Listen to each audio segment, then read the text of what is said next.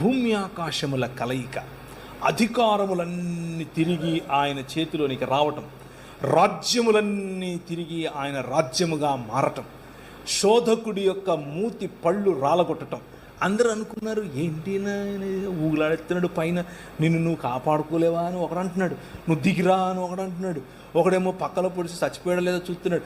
కానీ ఆయన అంత భయంకరమైనటువంటి శోధన, అంత భయంకరమైనటువంటి వయలెన్స్, మనిషి ఏర్పరచుకున్నటువంటి విగ్రహములు, మనిషి ఏర్పరచుకున్నటువంటి లోక మర్యాద.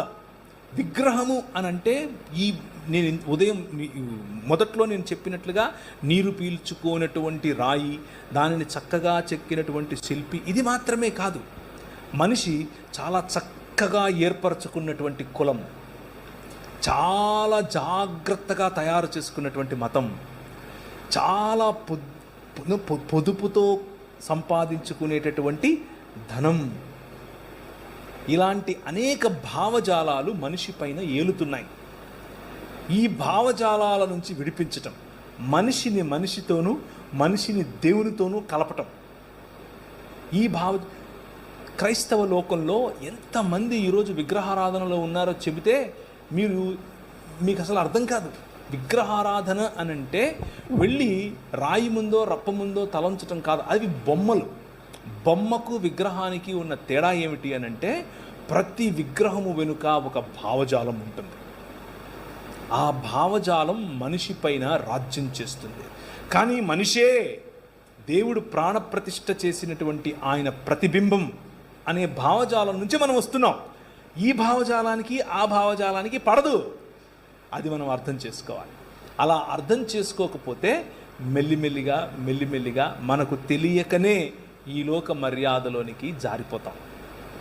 ఇది విగ్రహము కాదులే అని అనుకుంటూనే విగ్రహాన్ని మన నెత్తిన పెట్టుకుంటాం.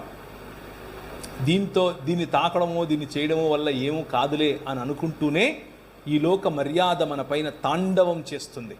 అలా తాండవం చేసినప్పుడు సాంస్కృతికంగా ఉన్నాములే అని అనుకుంటూ అటువైపు వెళుతూనే మన జీవితాలను సర్వనాశనం చేసుకుంటాం. జాగ్రత్త. తోటలో శోధకుడు చాలా శక్తివంతుడు. నీకు తెలియని రీతిగా నీ దగ్గరికి వస్తాడు. ఆలయంలో ఉన్న జీవుడు ఆయన ప్రతిబింబం, ఆయన యొక్క ప్రతిమ మరియు ఆయన యొక్క ప్రతినిధి అని దేవుడు చెబుతూ తోటలో ఉన్న శోధకుడు నీ ప్రతిబింబంగా నీకు దేవుణ్ణి చేసుకో, నువ్వు ఏర్పరచుకున్నటువంటి నీ సిస్టంలో మనుషులను నువ్వు రాజ్యం చెయ్యి అని చెప్తాడు. స్త్రీ పైన పురుషుణ్ణి రాజ్యం చేయిస్తాడు, పురుషుని పైన